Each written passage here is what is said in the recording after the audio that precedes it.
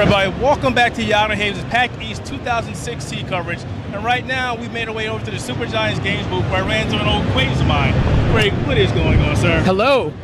We're showing a new game, so it's a big show for us. So, last time we talked, you had just rolled out Transistor. Yeah. It's a huge success. Everybody enjoyed it. Thanks. Hey, going into PAX East 2016, I was kind of sad because I hadn't heard anything from you guys. Yeah. And then, like, the final 2 days, like, oh, by the way, did you see this new game that they available? I was like, what new game? What are you talking about? I was like, yeah, check out this video. And I'm like, Pyre? What is this? Yep. Out of nowhere. Yeah. And then I saw a tweet from Logan Cunningham, another favorite. Yep. He was like, you guys been working on this game since 2014. Yeah. So, two things. How the heck did you manage to keep this game on the cover for 2 years? And how's the reception been so far? Yeah, I could start with the second question first. The reception's been awesome. It's been really fun seeing people react to it and like figure out what it is. And we've always kind of kept our stuff quiet until we feel like it's ready, not just for us to talk about, but for people to play. Since the atmosphere of our games and like kind of the world building is an important part of it, we feel like talking about it before people can play it is kind of like ruining some of the first impressions. So we actually did the same exact thing with Transistor, where this was 3 years ago, almost to the day, where on the Tuesday of that week we're like, we have a new game, and then we're like, it's playable. You can come here and check it out and see what it's really like. It's something that's worked well for us in the past, and we wanted to try it again and see what would come of it. And yeah, the response has been awesome. So let me ask you. Yep.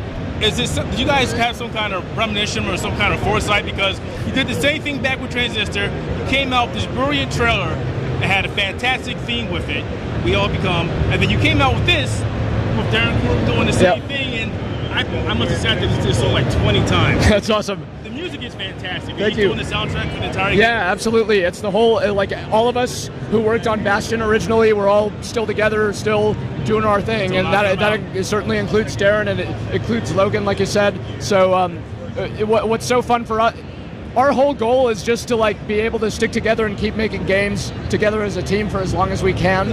And part of what was that? Because the formula works for you guys, and it works well. No, yeah, and part of what's fun about it for us is just to like push ourselves creatively and just try new stuff. So each, Transistor for us felt like a big departure from Bastion, and Pyre we think is once again a big departure for us in terms of the gameplay style and everything. And yet the aspects of the game that we kind of value a lot, the things that people have enjoyed about our games in the past, we think that people will be able to tell it's still a game from our team, even though it kind of plays out so differently. So I haven't had a chance to try Pyre just yet, but can you tell us a little bit about the game? I've heard a lot of RPG elements and co-op elements. Yeah, there isn't. There's only co-op elements in the sense that you kind of control multiple characters. Okay. But there isn't co-op play. It's what we're showing is single player only. The game is about you leading a band of exiles to freedom through a series of these ancient rituals. So they're stuck in this mystical purgatory, but they find a way that they could get out.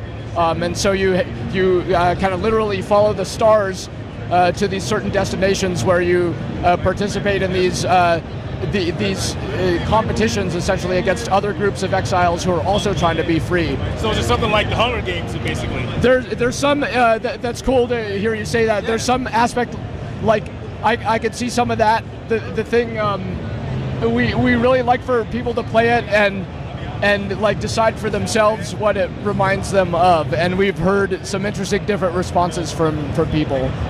Yeah. I would like to talk to some of these people playing the game now, but I don't want to interrupt them. You can catch some people on the way out. It looks like they're they're in the zone. They're all in there. Yep. Man, I don't know what to say. But yeah, this part, like part of it for us is this is the first time we've done like a multi-character game. Like we wanted to have a bigger cast of characters that you can like get closer to over a longer period of time, like in the world of the game. So it's almost like this weird like fantasy road trip.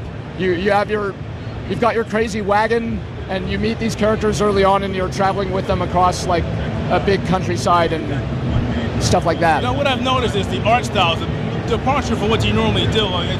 It's very I don't want to say detailed. It kind of reminds me of a fantasy. Yeah, more of a fantasy art style. Yep.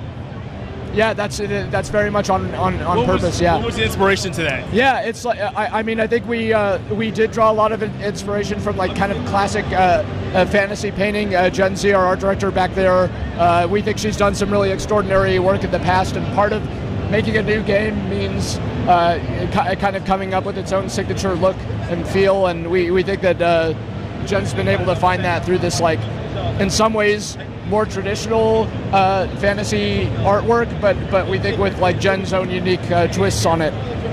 That sounds interesting. You know what, Greg? Platforms. Everybody's going to be asking. I know you've probably been asked this 100 times. Yep. I know it's coming out on PC. Consoles maybe later on down the road. It'll be PC and PS4 at launch in 2017. Yeah. That's we're still a small team. We're 12 people, right. and we gotta make those decisions super carefully because we want to make the best game possible and support as many platforms as we can. Right. But those things often come in like a direct. If we made the game for every platform under the sun, we'd be stretching our resources really thin. So we need to be careful about what we do there. And the PS4 has been a really great home. We're really happy with how Transistor did there. Oh, thank you. And I was like, yeah, I'm definitely gonna do this. Right on.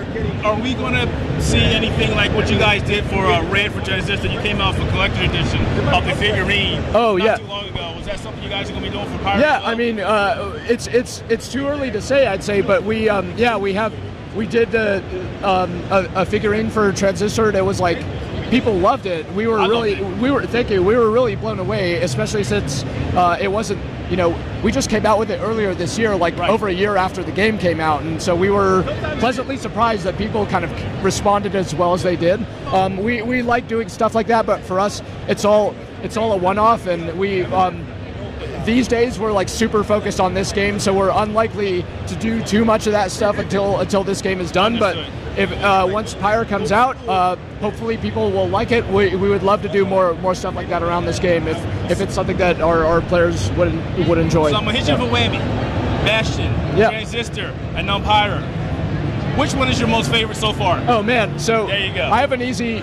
So Pyre isn't done yet, obviously. So I was asked something like this somewhat recently, and it really stumped me. But the way I ended up answering then, and I'll do it again now, is like, I got kids at home. It's like asking me who's my favorite kid, and that's how I have a very close. For me, each of these games is like super personal in ways that I can't even articulate. Like, I have to work on the game to get this stuff out of me in a way. So, both the previous games we've made are very near and dear to my heart.